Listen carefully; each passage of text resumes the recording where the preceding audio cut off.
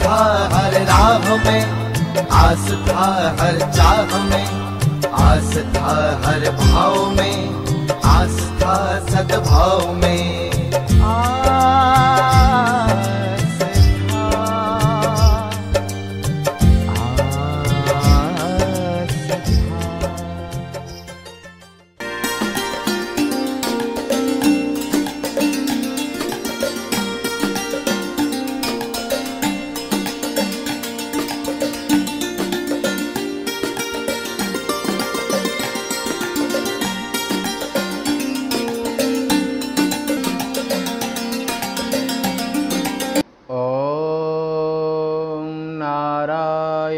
नमस्कृत्य नरो चैव नरोत्तमं देवीं सरस्वतीं व्यासं ततो जयमुदीरयेत। श्री महाकाल भगवान के, शिशु महापुराण के। कल आपने शिव महापुराण के 11 अध्याय तक का श्रवण किया। 11 अध्याय में 41 श्लोक तक श्रवण किया था, 40 तक। तो आज पितृ विसर्जन अमावस्या है। हिंदू संस्कृति में अपने पूर्वजों के निमित्त से एक वर्ष में 15 दिन तक उनके पुत्र पौत्रादिक जो वंशज हैं वो अपने पितरों के निमित्त से तिल, जल, दूध, ब्राह्मण भोजन, दक्षिणा, धन धान्य आदि ये सब अपने पितरों के लिए जो सुकृति और कृतज्ञ और कुलीन वंशों के लोग हैं, कुलीन वंशों के जो वंशधर हैं, उत्तराधिकारी हैं, वे अपनी यथा क्षमता के हिसाब से गायों के लिए, अन्यों के लिए, ब्राह्मणों के लिए, संतों के लिए यथा योग्य अपने पूर्वजों के निमित्त से ये 15 दिन वो ये पितरों के निमित्त से होते हैं। और हर जब कोई तो पितर लोग भी रास्ता देखते हैं कि हमें भी कोई पानी देने वाला होगा, और जो यहाँ पर उनके निमित्त से संकल्प करके जब कार्य करता है तो सनातन संस्कृति के नियमों के अनुसार उस जीव को सूक्ष्म रूप में वो वस्तुएं उनकी योनि के अनुसार, वो जिस योनि में वे गए हों, उनको प्राप्त होती हैं। ऐसा श्रद्धा के अनुसार, श्रद्धा समन्वित हृदय स्वीकार करता है। सूखे, पापी, शंकालु, कसाई ऐसे लोगों के दिल में जो चार्वाक सिद्धांत मानने वाले हैं और जो केवल देह को ही आत्मा मानते हैं, उनके दिल में श्रद्धा कैसी है। बड़ों के लिए इस तरह से, और वेदों के अनुशासन को और वेदों की आज्ञा का जो पालन है वो उनके यहाँ पर थोड़ा सा कठिन हो जाता है, क्योंकि श्रद्धामयो अयं पुरुषः, चाहे वो पितृपक्ष हो, चाहे मातृपक्ष हो, चाहे वो भगवान शिव की शिवरात्रि हो, चाहे यज्ञादिक हो, चाहे अन्य पुण्य कर्म हो, ये सभी के सभी जो पुण्य कर्म हैं वे पुण्य कर्म श्रद्धालु के लिए ही कहे गए हैं। और इसलिए वेद में कहा है श्रद्धामयो अयं पुरुषः, वही पुरुष पूर्ण होता है जो श्रद्धालु होता है। और श्रद्धा जे श्रद्धा संबल रहित नहीं संतन कर साथ, तिनकहु मानस अगम अति, तिन जिन्हें न प्रिय रघुनाथ। उनके लिए भगवान की चर्चा, भगवान की कथा, भगवान के सपरिया और जो श्रद्धा से रहते हैं वो स्वर्ग को भी कैसे मान सकते हैं। तो इसलिए पूर्ण पुरुष वही होता है जो श्रद्धालु होता है। तो ये तो आपने पितृ विसर्जन अमावस्या आज है, तो अपने पितरों के निमित्त से पुण्यात्मा, सुधीजन, श्रद्धालुजन अपनी कृतज्ञता प्रकट करते हैं, क्योंकि उन पूर्वजों का ही जो वंशानुगत शरीर की कदकाठी, मन,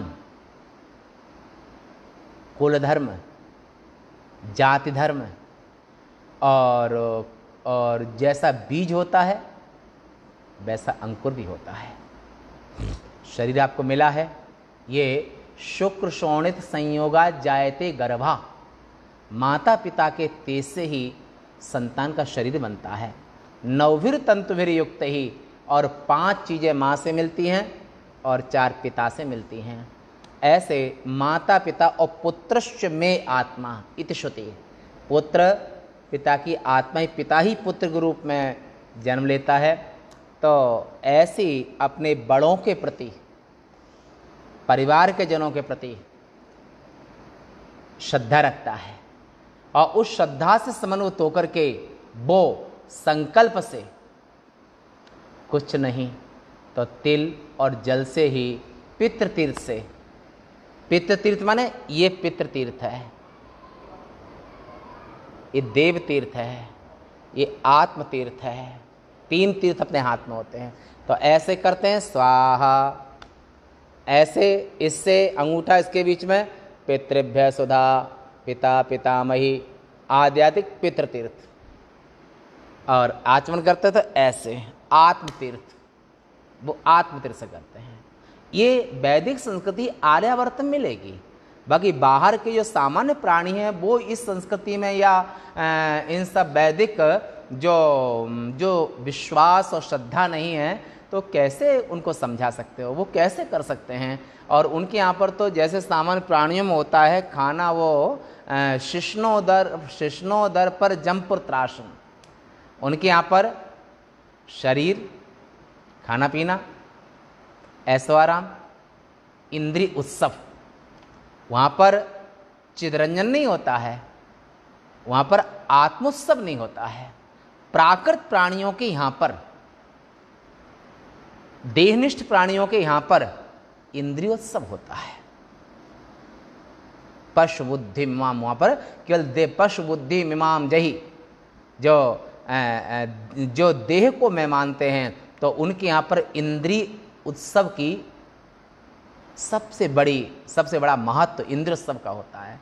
और जो आत्मज्ञ हैं, वैदिक हैं, आर्यजन हैं, वे लोग आत्मोत्सव को महत्व देते हैं और आत्मचिंतन को महत्व देते हैं। शिवोहम इति भावयेत, शिवोहम, इस भाव में ही वो हमेशा शिवोहम इति भावयेत, माने आत्म भाव में ज़्यादा से ज़्यादा एनर्जी वेस्ट करते हैं। शक्ति को, अपने जीवन के जो महत्वपूर्ण समय को वो आत्मोत्सव के लिए कैसे आसो कि यस्तु आत्मरतिरेव स्यात् आत्मतृप्तस्य मानवः आत्मन्नेव च संतुष्टः तस्य कार्यं न विद्यते, गीता में। तो वो न मन्यते ततोधिकम, और आत्मा से ज़्यादा वो किसी को इतना महत्व देते नहीं हैं। और पशु बुद्धि वाले जो देहनिष्ठ हैं वो इंद्रियोत्सव को महत्व देते हैं। ऐसा तो कल का थोड़ा सा कुछ श्लोक बचे हुए हैं, इनको कर लेते हैं। ब्रह्मा जी ने कहा नारद से कि इस प्रकार विचार कर शिवा ने मन से शिवजी का स्मरण किया। शिवजी की आज्ञा को पाकर उसके बाद दुर्गा ने मुझसे कहा, यानी कि ब्रह्मा से कहा। जगन माता दुर्गा ने कहा ब्रह्मा जी से, हे जगत सृष्टा, आपने जो कुछ कहा वह सब सत्य है। मेरे अतिरिक्त शिवजी को मोहित करने वाले इस संसार में और कोई नहीं है। आपने यह सत्य कहा, जब तक शिवजी स्त्री का ग्रहण नहीं करते तब तक सनातनी सृष्टि नहीं होगी। मैं भी उस महाप्रभु को मोहित करने में समर्थ नहीं थी, किंतु आपके कहने से मेरे मन में दूना उत्साह उत्पन्न हो गया है। हे ब्रह्मा जी, अब मैं यह उपाय करूंगी जिससे शिवजी मोहित होकर स्वयं स्त्री का ग्रहण करें। जिस प्रकार लक्ष्मी जी विष्णु की प्रिया हैं, उसी प्रकार मैं सती का रूप धारण कर शिवजी के बस में सदा रहा करूंगी। ऐसा ब्रह्मा जी को वरदान दिया जगन माता ने। हे ब्रह्मा जी, जिस प्रकार वे सदा मेरे वश में रहा करें, मैं उनकी कृपा से वैसा ही प्रयत्न करूंगी। दक्ष प्रजापति की स्त्री की गर्भ से सती नाम से जन्म लेकर मैं अपनी लीला से ही शिवजी का सम्मान करूंगी। जिस प्रकार संसार में दूसरे प्राणी अपनी स्त्री के वश में रहते हैं, उसी प्रकार मेरी भक्ति से शिवजी भी मेरे वश में रहेंगे।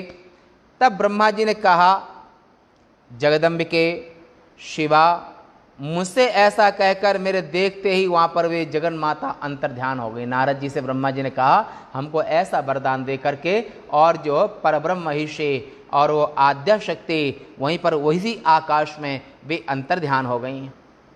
और उसके अंतर्ध्यान हो जाने पर मैं यानी कि ब्रह्मा जहाँ मेरे मानस पुत्र थे वहाँ गए, उन्हें सब प्रकार समाचार सुनाया कि जो विष्णु के कहे अनुसार, विष्णु ब्रह्मा जी के गुरु जी हैं, तो जब कोई समस्या आती है तो निज सुख दुख सब गुरु ही सुनायो। श्रद्धालु और भावुक जो शिष्यजन हैं, जब कोई आपत्ति विपत्ति पर गुरुदेव से अपनी समस्या रख देते हैं। और तो ब्रह्मा जी ने भी ऐसा ही किया। कोई समस्या सामने थी, विष्णु के सामने रखी। विष्णु ने कहा कि शंकर जी को मोहित करने के लिए तुम जिंदगी में कभी नहीं कर पाओगे, उनको मोहित करने के लिए शक्ति की उपासना करो। तो ब्रह्मा जी शक्ति की उपासना करके और काफ़ी कई वर्षों तक कठोर तप किया। उसके बाद माता का प्राकट्य हुआ और माता ने ब्रह्मा जी को वरदान दिया, जो आपने पहले इस 11वें अध्याय में श्रवण किया। अब इसके बाद में 12वें अध्याय का यहाँ आरंभ करते हैं। और नारद जी ने एक प्रश्न किया पिता से, ब्रह्मण शंभुवर प्राज्ञ सम्यगुक्तं त्वया नग शिवा शिव चरित्रं च पावितं जन्म में ही तत्। नारद जी ने कहा, हे देव, हे शिव भक्त, हे निष्पाप, आपने ठीक कहा। शिव शिवा का चरित्र सुनकर आपने मेरा जीवन पवित्र कर दिया। इस समय आप कहिए कि दृढ़व्रत्य जो दक्ष हैं, दक्ष ने तपस्या करके किस वर को पाया, वह देवी कैसे दक्ष की कन्या बनी। नारद जी ने अपने पिता से पूछा कि आपने पुत्र दक्ष को आदेश दिया था वे पुत्री की कामना से जगन माता की उपासना करें, तो दक्ष को जगन माता ने कैसे दर्शन दिए, हम ये सुनना चाहते हैं। कि आखिर दक्ष को दक्ष के यहाँ पर जगन माता ने जो अवतार लिया और उनको किस तरह से दर्शन दिए, वरदान दिए, हम इस कथा को सुनना चाहते हैं। तब ब्रह्मा जी ने कहा कि हे नारद, आप सभी मुनियों में भक्ति के कारण धन्य हैं। जिस प्रकार दक्ष ने तप किया, जैसे उन्होंने वर पाया जगन माता से, मेरी आज्ञा से विद्वान दक्ष उस कार्य की सिद्धि के लिए जगदम्बिका की उपासना करने के लिए गए। कहाँ पर गए? क्षीर सिंधु गवने मुनिनाथा। उस समय क्षीर सागर जहाँ भगवान विष्णु निवास करते थे, तो क्षीर सागर के उत्तर तट पर दक्ष ने अपनी तपस्या आरंभ की। तो क्षीर समुद्र के उत्तर तट पर उस देवी को मन में धारण कर जगदम्बिका का दर्शन करने की इच्छा से वे तपस्या करने लगे। यतात्मा दृढ़व्रत माने कठोर निश्चय, समदम नियम नीति नहीं डोलें, परशु वचन कबहू नहीं बोलें। संत का स्वभाव होता है वो कभी भी शम दम माने मन डामाडोल नहीं करता है, और उसकी इंद्रियां कभी भी जो है स्वेच्छाचारिणी नहीं होती हैं, उनके अधीन से मर्यादा के अनुसार काम करती हैं। और उनका मन जो है वो मन मनसा ब्रह्म अन्विष्टव्य, उनका मन संसारियों की तरह अपने आप उच्छृंखल घोड़े की तरह भागता नहीं है। वीर पुरुष हैं, साधक पुरुष हैं, इनका मन उनके अधीन होता है। ऐसा जो यतात्मा दृढ़व्रत दक्ष ने 3000 दिव्य वर्षों तक तपस्या की। 3000 दिव्य वर्ष का काफी बड़ी वर्ष होते हैं। मनुष्य लोक का 1 वर्ष, देवलोक का 1 दिन, मनुष्य लोक का 365 वर्ष, देवलोक का 1 वर्ष। ऐसे जो यहां के 365 वर्षों के बराबर दिव्य 1 वर्ष होता है।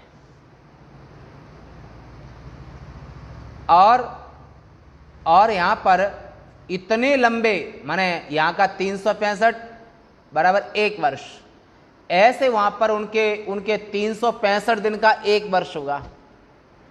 और ऐसे वहां पर ऐसे इतने बड़े 3000 वर्षों तक दक्ष प्रजापति ने क्षीर सागर के उत्तर तट पर निराहार रह करके, फलाहार रह करके, वायु का आहार लेकर के, अखंड ब्रह्मचर्य का पालन करके इस कठोर तप किया जगन माता की दर्शन पाने के लिए, माता को पुत्री के रूप में लाने के लिए।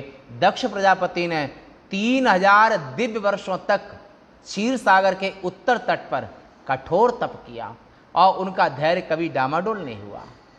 आजकल तो कुल 80-100 वर्ष की एज होती है और 100 वर्ष तप करना भी भारी होता है लोगों को, उसमें ही पता नहीं कितने कितने काम शुरू कर देते हैं। परंतु जो धीर पुरुष होते हैं उनके लिए न वो घबराते हैं, ना वो अपने कार्य में विराम देते हैं, वो अपने कार्य लगातार लगे रहते हैं। मनु शत्रुपा ने नैमिषारण्य क्षेत्र में मर्यादा पुरुषोत्तम के दर्शन करने के लिए 23,000 वर्ष तक कठोर तप किया। ठाणे रहे एक पद दो। और केवल मनु नहीं, उनकी धर्म पत्नी भी माने शत्रुपा भी उनके साथ ही बराबर। और अस्ति मात्र हो रहे शरीरा, तदपि मनाग हृदय नहीं पीड़ा। हड्डियां मात्र रह गई थी, फिर भी कभी उन्होंने अपना धैर्य नहीं तोड़ा, क्योंकि ईश्वर एक है, स्वतंत्र हैं और उनके ऊपर किसी का वश नहीं है। परवश जीव स्ववश भगवंता, जीव अनेक एक श्रीकंता।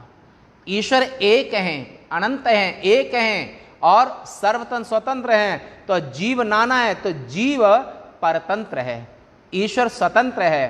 तो जीव के वो साधना तपस्या करता है, जब तपस्या पूरी हो जाती है तो ईश्वर अपने आप ही दर्शन देते हैं। और जीव अपनी तरह से सोचने लगता है तो वो जिंदगी में कोई तपस्या नहीं कर पाता है। वो 2, 4, 10 दिन में, 10 वर्ष में परेशान हो जाता है, और इतनी लंबी साधना, इतनी लंबी तपस्या कैसे हो पाएगी। परंतु नियम यह है कि ईश्वर के ऊपर योगक्षेमम माने परमात्मा के मालिक, तेरे फूलों से प्यार, तेरे कांटों से प्यार। जब समर्पण है, जीव ने जब पूरा समर्पण कर दिया है, तो वहां पर जल्दीबाजी कैसी, उनका हृदय कैसा होता है। कोटि जन्म लगी रगर हमारी, बरौं शंभु नत रहूं कुंवारी। नारद बचन न मैं परिहरहूं, बसय भवन उजरे नहीं डरहूं। ये धैर्य होता है साधक का, एक तपस्वी दिल होता है कि एक जन्म क्या है, अगर करोड़ों जन्म भी लग जावें पर तब भी अपने लक्ष्य को प्राप्त करने के बाद ही आगे सोचेंगे। कोटि जन्म लगी, एक नहीं करोड़ों जन्म लग जाए, अगर कोटि जन्म लगी रगर हमारी, बरौं शंभुनत रहूं कुंवारी। जैसे जगन माता भगवती ने महादेव की उपासना करते करते पति रूप में चाहा, और तो उनका पक्का निश्चय है कि अगर तपस्या करते करते देह की आयु पूरी हो जाएगी तो अगला जन्म लेकर के फिर तपस्या करेंगे। एक जन्म नहीं करोड़ जन्म भी लग जावे, परंतु उसके बावजूद भी वर्ण अगर करूंगी तो शिव का ही करूंगी। इसी तरह से ब्रह्म विद्या के साधक जो होते हैं वो बुद्धि सुकन्या का कर संबंध, अपनी निष्काम भावात्मिका बुद्धि के द्वारा वो कर्म उपासना करते हैं। कैसे? निष्काम भावेन यजेत देवम, निष्काम भाव से ब्रह्म की उपासना करते हैं। कब तक करते हैं? जब तक पूर्ण सिद्धि न मिल जाए। और ये जो शुद्ध बुद्धि है, निष्पाप बुद्धि है और निष्काम वाली बुद्धि है, ये बुद्धि ही ब्रह्माकार होगी, ये बुद्धि ही ब्रह्म का वर्ण करेगी। तो आरती तो वहां पर अनिर्विण्ण चेतसा, गीता में कहा है कि ऐसे साधक का मन कभी चलायमान नहीं होता है। अनिर्विण्ण, निर्विण्ण माने वैराग्य, उकताना, भागना, उकताना, छोड़ देना, चल देना, निर्विण्ण। और अनिर्विण्ण माने एकाग्रता, दृढ़ निश्चय।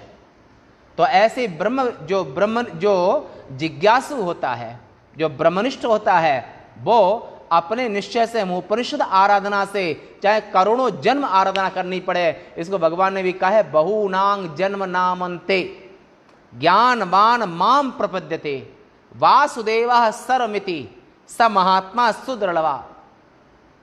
पर ये निष्ठा, ये भावना, ये प्रतिज्ञा, यथात्मा दृढ़ निश्चया, ये ज्ञासु साधक पुरुषों में स्वभाव से होता है।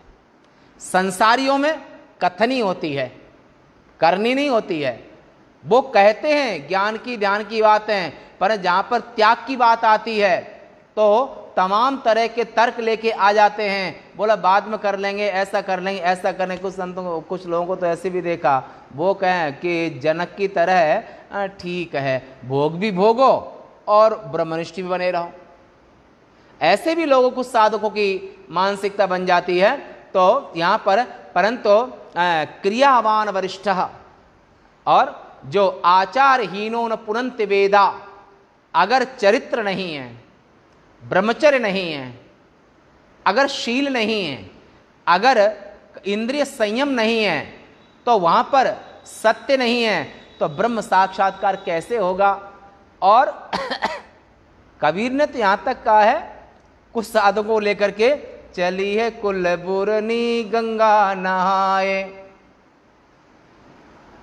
माने ब्रह्म साक्षात गंगा जी नहा, ज्ञान गंगा नहाने चली है, परंतु न धन की आसक्ति छूट रही है, न स्त्री के सुख की आसक्ति छूट रही है, न अन्य जवान के रस की आसक्ति छूट रही है, न आंख के रूप देखने की आसक्ति छूट रही है, न कान के श्रवण उसकी आसक्ति छूट रही है।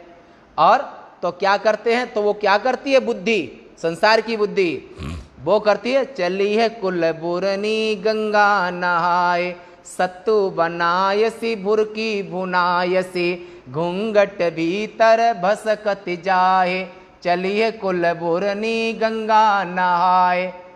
माने लुक छुप करके संसार के भोग भी भोग लेते हैं और सामने योग भी कर लेते हैं, तो उनको कुलबुरनी, कुल कलंकिनी बुद्धि कहा है। जबकि संत का जीवन अंदर बाहर एक रस, जैसे ब्रह्म अंतर बाहर एक रस, जो चेतन भरपूर, ऐसी संत का मन होता है। संत हृदय जैसे निर्मल बारी, ये संत का दिल होता है। वो अंदर, वो घूंघट नहीं डालता है, वो जो है खुले आसमान में जीता है, कोई लुका छिपी खेल उसका नहीं होता है। वो जो खुले आसमान में जीता है दिगंबर अवस्था में, सांबरोवा दिगंबरोवा, उसके यहाँ पर कोई, और यहाँ पर जब कलुषित बुद्धि होती है, विषयाकार बुद्धि होती है, संसार के आकार की बुद्धि होती है, तो संसार संन्यास लेने के बाद में भी, विरक्त होने के बाद में भी, घर छोड़ने के बाद में भी, फिर भी उनको भोगेच्छा बाकी बच जाती है। जब भोगेच्छा बाकी बच जाती है तो किसी न किसी माध्यम से उनकी इंद्रियां भोगना चाहती हैं और सामने से योगी भी बने रहना चाहते हैं। तो इस बुद्धि का नाम है कुलबुरनी बुद्धि। ये कबीरदास ने कहा है, मेरा कोई मत नहीं है। एक कबीरदास ने कहा है कि चलिए कुलबुरनी गंगा नहाए, सत्तू बनायसी भुरकी भुनायसी, अघुंगट भीतर भसकत जाए, चलिए कुलबुरनी गंगा नहाए। माने पीछे से भोगों को भोगते हैं और सामने से योग को करते हैं, सामने से चरित्रवान बनते हैं, पीछे से भोगते हैं। तो इस बुद्धि का नाम है कुलबुरनी बुद्धि। ये आज से बहुत वर्ष पहले कबीर ने ये बात कही है, मेरा कोई मत नहीं इसमें, तो हम तो प्रसंगवश बोल दिए हैं। तो ऐसा दक्ष प्रजापति ने 3000 दिव्य वर्ष तक कठोर तप किया, यथात्मा दृढ़व्रत। दक्ष ने 3000 दिव्य वर्षों तक तपस्या की, पत्रा आहार माने पत्तों को खा करके, पत्रा आहार जला आहार माने जल को पी करके, पत्तों को खा करके और निराहार रह करके, वायु का आहार करके, जगन्मयी देवी का स्मरण करते हुए, स्मरण का अर्थ स्मरण मन से होता है। तो मन से कैसे करोगे? पंचदशी, षोडशी, महाषोडशी, बाला, नवाणी, द्वादश अक्षर मंत्र, माने जिस जिस मंत्र का जप कर रहे हैं वो यद जपस तदर्थ भावनम, इष्ट के मंत्र का लगातार जप करते हुए और उसी के अनुसार स्मरण करते हुए, चिंतन करते हुए, मनन करते हुए, ध्यान करते हुए, ऐसे इन्होंने पत्राहार से, जलाहार से, निराहार, वायु का आहार करके जगन्मयी देवी का स्मरण करते हुए उतना समय बिता दिया। 3000 दिव्य वर्ष, मनुष्य लोक का नहीं, दिव्य वर्ष। वह सुव्रत दुर्गा के ध्यान में मन लगाकर बहुत समय तक तपस्या करते रहे दक्ष प्रजापति, जो ब्रह्मा के पुत्र हैं, और अनेक नियमों से देवी की आराधना करते रहे। मुनिवर नारद इस प्रकार नियम पूर्वक, माने रोज, जैसे हमारे उज्जैन में तो ऐसे ऐसे भगवान शिव के भक्तों को यहाँ पर अभी भी हैं जो कि रात के 2 बजे 1:30 बजे रोज उठते हैं, 12 महीना कहीं नहीं जाते हो, और वो भगवान महादेव की भस्म आरती में रोज शामिल होते हैं। कुछ लोगों का नियम है 5 बजे डेली दर्शन करने जाते हैं। कुछ संतों का ऐसा भी नियम है कि 5:30 बजे भस्म आरती पूरी होती है तो उस समय दर्शन करने जाते हैं। पर ऐसे ही भगवान की कृपा पात्र भगवान के भक्त हैं, उन संतों का पूरा, जिनको हम जानते हैं अभी भी हैं, और नियम से, एक नहीं बहुत हैं उज्जैन में जो महाकाल के अनन्य भक्त हैं। भगवान महादेव को छोड़कर उनका वो अनन्य भक्त हैं और अपने नियम में महादेव की उपासना में कोई भी कमी नहीं छोड़ते हैं। और रात्रि का चौथा पहर 3 से 6, दिन का पहला पहर 6 से 9। तो ऐसे वैदिक ऋषि लोग भी हैं उज्जैन में जो कि यहाँ पर दिन के पहले पहर के आरंभ में और रात्रि के लास्ट पहर के बीच में, यानी कि 6 बजे नियम से दर्शन करते हैं, अभिषेक करते हैं दूध से, दही से, शहद से, दक्षिणा आदि वो और बिलपत्रों से। ऐसे भी उज्जैन में अभी भी वर्तमान समय में महादेव के अनन्य एक से एक भक्त हैं जिनको हम जानते हैं, जो मिलते भी हैं। ऐसे भगवान के भक्त यहाँ पर भी हैं, काशी में भी हैं और केदारनाथ में भी हैं, बद्री विशाल में भी हैं, द्वारकाधीश में भी हैं। ऐसे भगवान के अनन्य भक्त हैं जो किसी की नहीं सुनते हैं और अपने प्रेममयी भावना लेकर के और स्नेह दिल लेकर के अपनी साधना में कोई समझौता नहीं करते हैं। तो ऐसे ही दक्ष प्रजापति ने निष्ठा पूर्वक, नियम पूर्वक जगदम्बा की बड़ी तपस्या की, बड़ी उपासना की और जगन्मयी जगदम्बा को प्रत्यक्ष देखकर इनकी तपस्या से प्रसन्न होकर के माता ने दर्शन दिए। प्रजापति ने अपने को सफल मनोरथ समझा और उनके सामने प्रकट हो गई माता। वह सिंह पर सवार जब माता ने दक्ष प्रजापति को क्षीर सागर के उत्तर तट पर दर्शन दिया, इनको सिद्धि हुई, इनके 3000 दिव्य वर्ष की तपस्या पूरी हुई, तो जगन माता विश्वमयी ब्रह्मस्वरूपी माता वहाँ पर प्रकट हो गई।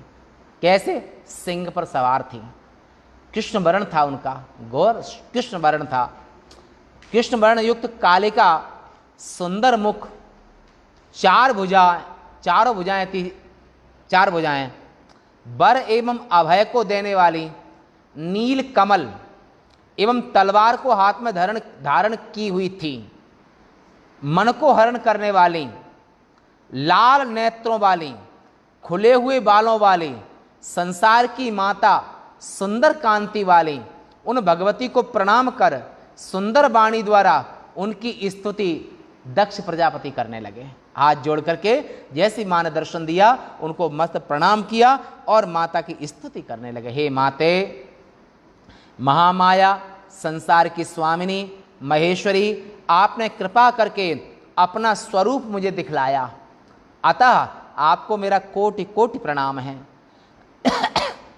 हे आदि भगवती, हे शिव स्वरूपिणी, हे भक्तों को वर देने वाली, हे संसार की माया स्वरूप, आप प्रसन्न हो जाइए मेरे पर।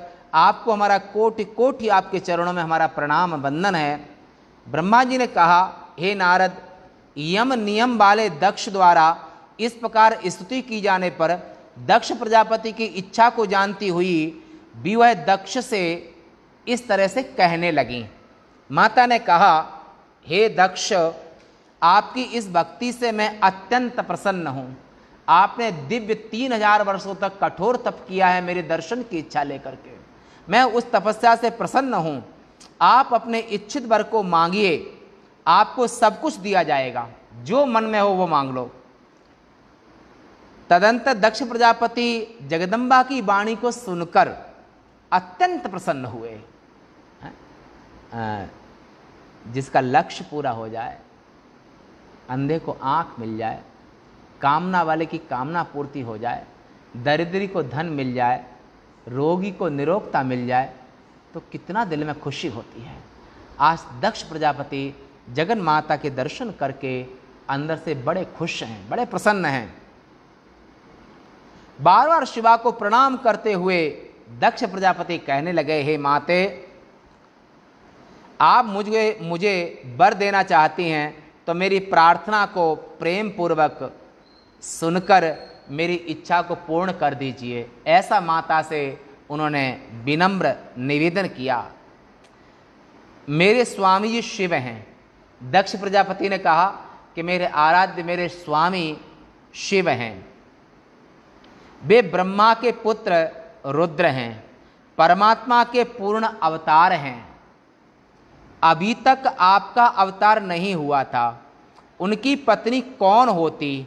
अतः हे शिवा, आप भूलोक में अवतार लेकर उन्हें अपने वश में कीजिए, और आपके अतिरिक्त उन्हें मोहित करने में कोई समर्थ नहीं है।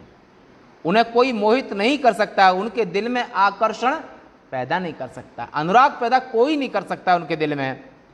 इसलिए आप मेरी कन्या होकर के मुझे पिता के रूप में स्वीकार कर लीजिए। माते, आप अभी हैं, परंतु मेरी पुत्री बन जाइए। ऐसा दक्ष प्रजापति ने, आप मेरी कन्या होकर शिवजी की पत्नी हो जाइए, और फिर मैं आप मेरी पुत्री बने और मैं आपको आपका कन्यादान करूं शिवजी के प्रति। ऐसी मेरी भावना है। दक्ष प्रजापति ने अपने भावों को निवेदन किया, और इसका लीला करके आप शिवजी को मोहित करने वाली हो जाइए। हे देवी, मेरा इच्छित वर यही है, मैं यही चाहता हूँ। इसलिए हमने इतना कठोर 3000 दिव्य वर्ष तक इतना कठोर तप किया है कि आपको हम कन्यादान करना चाहते हैं, हम आपको पुत्री के रूप में चाहते हैं। आपके सामने मैंने सत्य कह दिया। इसमें न केवल मेरा स्वार्थ है, अपितु संपूर्ण संसार का, ब्रह्मा विष्णु शिव का भी स्वार्थ है। इस तपस्या के लिए मुझे ब्रह्मा जी ने प्रेरित किया था। तब ब्रह्मा जी ने कहा, जगदम्बिका दक्ष प्रजापति के इन वचनों को सुनकर मन में शिवजी का ध्यान कर हंसकर कहने लगी।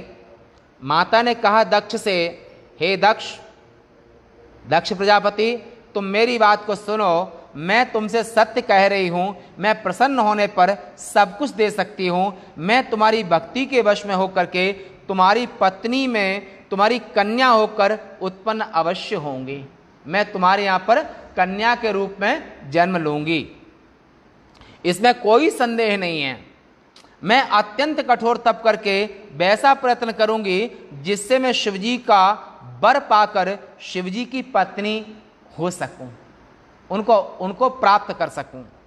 इसके अतिरिक्त किसी प्रकार कार्य सिद्धि नहीं हो सकती है, क्योंकि वे प्रभु ब्रह्मा और विष्णु के भी पूज्य हैं। ब्रह्मा विष्णु के भी पूज्य हैं, निर्विकारी हैं, उनमें कोई विकार, निर्विकारी हैं और पूर्ण सदाशिव हैं। मैं प्रत्येक जन्म में उनकी प्रिय दासी हूँ। जब जब सृष्टि होती है, जब हर कल्प में मैं ही उनकी पत्नी बनती हूँ, हर कल्प में तो मैं उनकी प्रिय दासी हूँ और वे मेरे स्वामी हैं। मेरे स्वामी हैं। वे शिव अनेक रूपों को धारण किया करते हैं। वर के प्रभाव से वे ब्रह्मा की भौं से उत्पन्न हुए और मैं भी उनकी ही आज्ञा से वरदान स्वरूप पृथ्वी पर अवतार लूंगी, अवतरित होंगी। हे तात, अब यहां पर तात माने पिता। तात शब्द पिता के लिए प्रयोग होता है और संतान के लिए भी होता है। माता ने इस जगह पर दक्ष प्रजापति को अपना पिता स्वीकार किया। हे तात माने हे पिता, पहले प्रजापति कह रहे थे, अभी यहां पर हे तात माने हे पिता। यहीं से माता पुत्री के रूप में मन में संकल्प किया कि मैं पुत्री बन गई, तो उनको तात शब्द प्रयोग किया दक्ष प्रजापति को। हे तात, तुम घर जाओ, मैंने दूतिका को आदेश दे दिया है, अब मैं तुम्हारी कन्या के रूप में जन्म लेकर के शिव पत्नी अवश्य बनूंगी। इस प्रकार दक्ष प्रजापति से अच्छी बातें कहकर मन में शिवजी की आज्ञा पाकर शिवजी के चरण कमलों का ध्यान करके उस देवी ने पुनः कहा, हे तात, आपको मेरे प्रण को हृदय से याद रखना होगा। उन्होंने एक बात कही कि मेरी कुछ प्रतिज्ञा, उसको आपको याद रखना होगा। मैं आपसे सत्य कह रही हूं, उसे झूठ मत समझना। यदि आप कन्या रूप में जन्म ले लेने पर मेरा निरादर अगर करेंगे, दक्ष से कहा, अगर हमारा आपने निरादर किया, अगर मेरा निरादर करेंगे तो मैं अपने शरीर को छोड़ दूंगी। ऐसा सती ने कहा, माता ने कहा, क्योंकि मैं सदैव अपने ऊपर निर्भर रहती हूं। हे प्रजापति, प्रत्येक सृष्टि के लिए यह वरदान आपको दे दिया है, मैं आपकी पुत्री होकर शिवजी की पत्नी बनूंगी। ब्रह्मा जी ने कहा कि दक्ष प्रजापति से ऐसा कहकर महेशानी, शिवा, जगन माता शीघ्र ही वहां पर दक्ष प्रजापति के सामने क्षीर सागर के उत्तर तट से और दक्ष प्रजापति सामने से उसी आकाश में अंतर्ध्यान हो गई। जैसे बिजली तमक चड़कती है और आई और फिर अदृश्य उसी आकाश में हो जाती है, ऐसे ही दक्ष प्रजापति के सामने देखते देखते माता ने वरदान दिया और वहीं से अंतर्ध्यान हो गई। दुर्गा देवी के अंतर्ध्यान हो जाने पर वह दक्ष प्रजापति अपने आश्रम को चले गए। वह इस कारण से प्रसन्न थे कि दुर्गा मेरे घर में कन्या के रूप में जन्म धारण करेंगी। ऐसे भाव को लेकर के दक्ष प्रजापति के दिल में बहुत खुशी है, आनंद है, और वो आनंद विभोर होकर के और माता मेरी पुत्री बनेंगी, और इस भाव को लेकर के, और शिव तो दक्ष प्रजापति के इष्ट हैं। बोला फिर क्यों हुआ? तो वो ऐसा कुछ व्यवहार हुआ था कि दक्ष ससुर बन गए थे और भगवान महादेव दामाद बन गए थे, पर सभी उठकर उनका सम्मान किए, पर शिव ने उनका उठकर सम्मान अभिवादन नहीं किया। इससे, क्योंकि एक नीति है, इस संसार में 3 तरह के लोग होते हैं, उत्तम, मध्य और अधम। शरीर तो सबके हड्डी मांस के होते हैं, परंतु जो मन है, अंतःकरण है, ऊर्जा है, जो अंतः सूक्ष्म देह है, उस सूक्ष्म देह में दिव्यात्मा भी होते हैं, धीर भी होते हैं, अधीर भी होते हैं। तो 3 तरह के लोगों में उत्तमा मानमीक्षन्ते धनं मानं च मध्यमा अधमा धनमीक्षन्ते नरस्य त्रिधागते। नीतिकार ने कहा है कि उत्तम कोटि के कुलीन जो लोग हैं, अच्छे कुल के निष्ठावान जो लोग हैं, उत्तम पुरुष हैं, जिनको जो है वो जो उत्तमा मान वीक्षन्ते, वो मान सम्मान के साथ ही जीना चाहते हैं, और अगर मान सम्मान नहीं रहेगा तो वो नहीं रहेंगे। संभावितस्य चाप कीर्ति मरणादतिरिच्यते, गीता में। सम्मानित व्यक्ति का अगर अपमान हो गया तो मरने से ज्यादा पीड़ा उसकी होती है। इसलिए माता ने कहा, अगर तुमने मेरा अपमान कर दिया तो मैं अपने देह को त्याग दूंगी, इसलिए मेरा कभी अनादर मत करना। इसलिए उत्तम बुद्धिमान पुरुष को कभी किसी का अपमान नहीं करना चाहिए। सबही मान प्रद, आर्यावर्त की नीति है, सनातन नीति है कि सबही मान प्रद आप अमानी भरत प्राण सम ममते प्राणी। व्यक्ति को चाहे छोटा हो बड़ा हो, अपमान तो किसी का नहीं करना चाहिए। हैं। और फिर उत्तम पुरुषों का तो अपमान करना संभव, उनके लिए बहुत मौत से भी ज़्यादा भारी होता है। तो उत्तमा मान वीक्षन्ति, उत्तम पुरुष मान सम्मान ओनली चाहते हैं।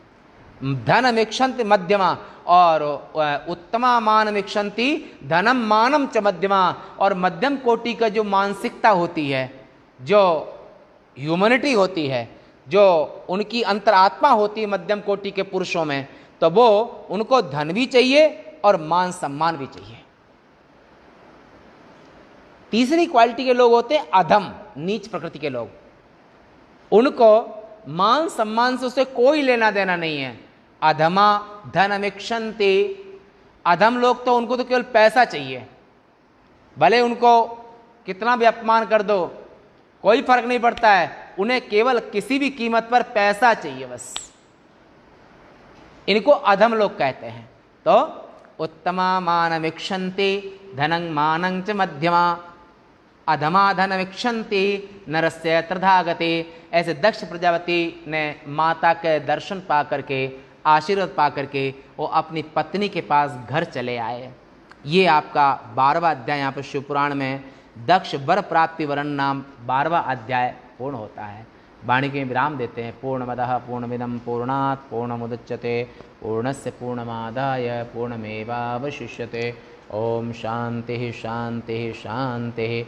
शंकरं शंकराचार्यं केशवं बादरायणं सूत्रभाष्य कृतौ वंदे भगवन्तौ पुनः पुनः। ईश्वरो गुरुरात्मेति मूर्तिभेद विभागिने व्योमवद्व्याप्तदेहाय दक्षिणामूर्तये नमः। ओम शांति शांति शांति। नमः पार्वती पतये हर हर महादेव।